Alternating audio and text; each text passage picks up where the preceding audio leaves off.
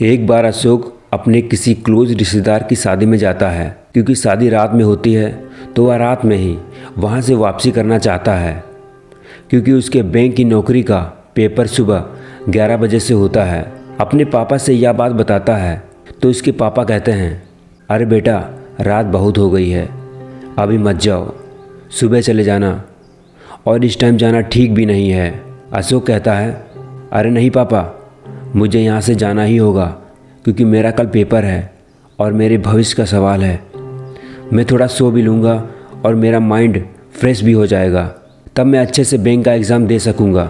अशोक के पापा मान जाते हैं और कहते हैं, ठीक है बेटा, तो तुम जाना ही चाहते हो, लेकिन मेरा मन कह रहा था कि अभी रुक जाओ क्योंकि रात के 1:30 बजे हैं, 2-3 घंटे और रुक जाओ, सुबह हो जाएगी। अगर तुम रुकना नहीं चाहते हो तो मैं एक कार का इंतज़ाम किए दे रहा हूँ, और हाँ, मैं भी तुम्हारे साथ चलूँगा क्योंकि मैं भी बहुत थक गया हूँ। थोड़ी देर के बाद कार आती है और कार में ड्राइवर को मिलाकर 4 लोग बैठ जाते हैं। अशोक और अशोक के पापा और सुरेश अंकल होते हैं। कार बढ़ती है। रात काली और सुनसान थी। सड़क पर सिर्फ कार के इंजन के चलने की आवाज़ ही आ रही थी।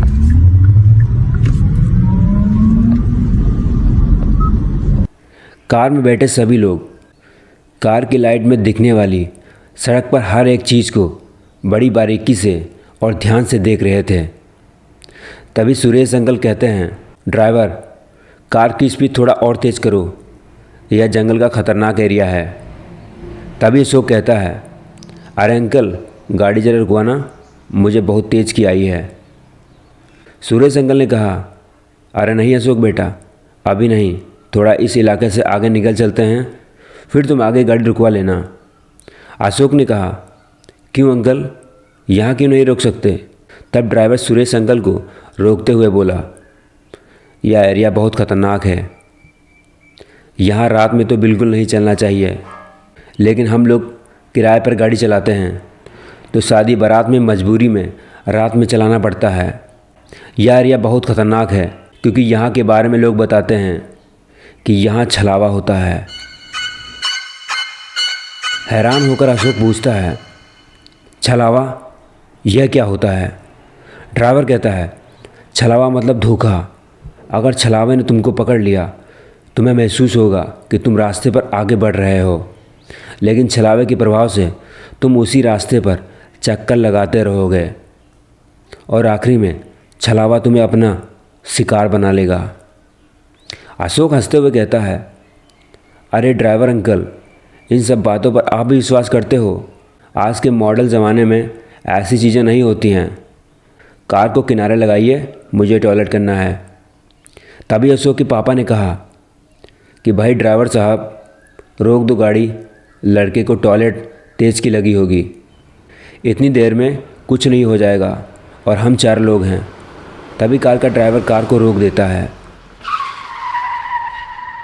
उस सुनसान जंगल की सड़क पर अशोक के पापा और सुरेश अंकल कार से बाहर निकलते हैं और कार से थोड़ी दूर जाकर झाड़ियों में टॉयलेट करने लगते हैं। टॉयलेट करते करते अशोक को एक आवाज़ सुनाई देती है। अशोक अपने इधर उधर देखता है लेकिन कोई नज़र नहीं आता है। अशोक को ऐसा लगता है कि उसे कोई झाड़ियों की तरफ से देख रहा है। अशोक कार से पानी की बोतल निकालता है और पानी पीने हाथ धोने के बाद बोतल वहीं पर डाल देता है। फिर तीनों टॉयलेट करने के बाद कार में बैठ जाते हैं और ड्राइवर गाड़ी चलाने लगता है। अशोक कानों में हेडफोन लगाकर गाना सुनने लगता है और अपना सर कार की खिड़की के शीशे पर रख लेता है और बाहर देखने लगता है। लगभग 20 मिनट के बाद उसे एक चीज़ दिखाई देती है, जिसको देखने के बाद वह हैरान हो जाता है और अपने कानों से हेडफोन निकालकर अपने पापा की तरफ देखने लगता है। अशोक के पापा कहते हैं, क्या हुआ अशोक, ऐसे क्यों देख रहे हो?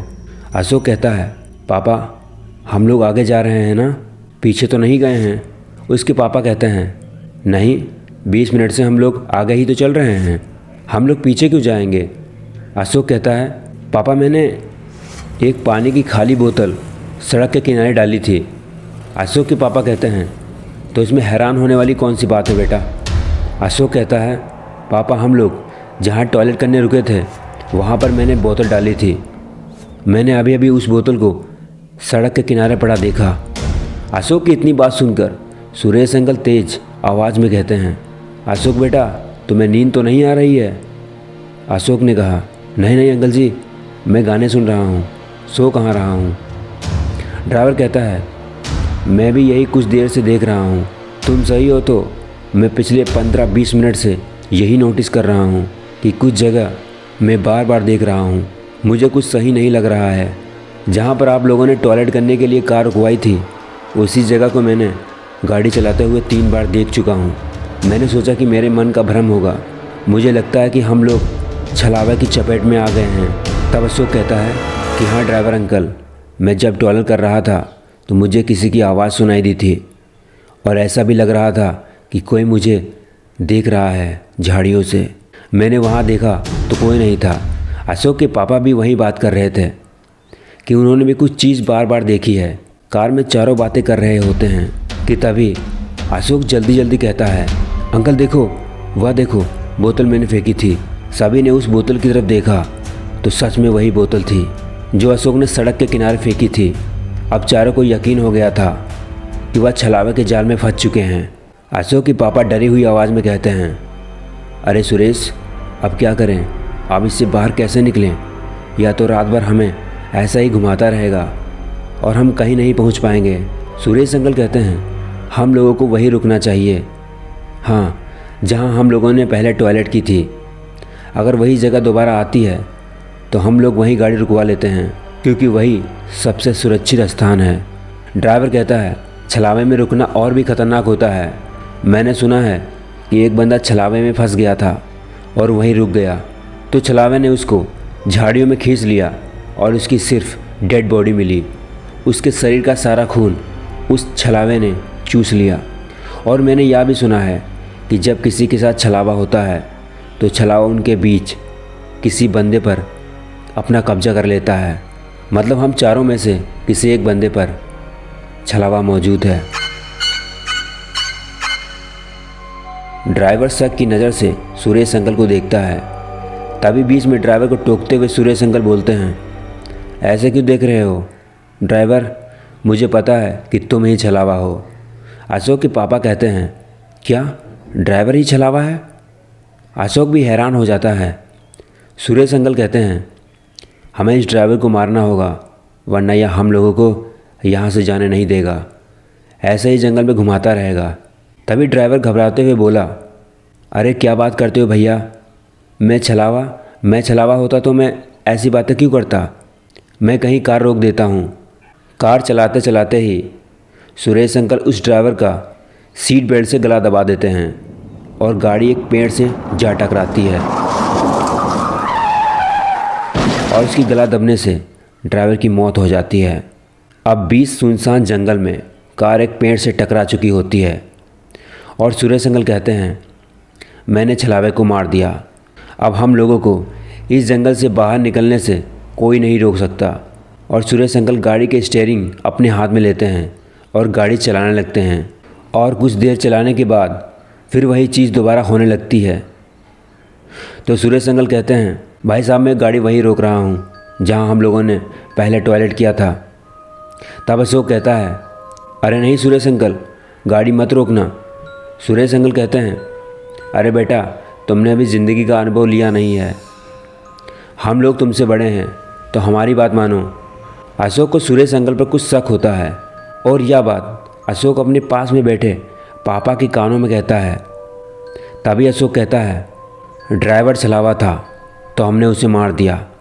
उसको मरने के बाद हम लोगों को अब जंगल से बाहर निकल जाना चाहिए था, लेकिन अब भी वही चीज़ हो रही है। हर चीज़ कुछ समय के बाद दोबारा आ रही है। उस हिसाब से तो छलावा अब भी कार में मौजूद है और हम तीनों में से किसी एक पर अपना कब्जा जमा के बैठा है। मतलब हम तीनों में से कोई एक छलावा है। अशोक की इतनी बात सुनकर पूरी कार में सन्नाटा छा जाता है। अशोक और उसके पापा सुरेश अंकल की तरफ शक की नज़र से देखते हैं। तब अशोक के पापा कहते हैं, सुरेश, हम दोनों को पता है कि तुम ही छलावा हो, जल्दी से गाड़ी को रोक दो और गाड़ी से उतर जा। इतना सुनकर सुरेश अंकल गाड़ी चलाते हुए अपनी गर्दन पीछे मोड़ते हैं और एक डरावनी मुस्कान के साथ अशोक और अशोक के पापा की तरफ देखते हैं। यह सब देख अशोक और अशोक के पापा काफ़ी डर जाते हैं। तभी सुरेश अंकल गाड़ी की स्पीड को और तेज़ कर देते हैं। कार की स्पीड बहुत तेज़ हो जाती है।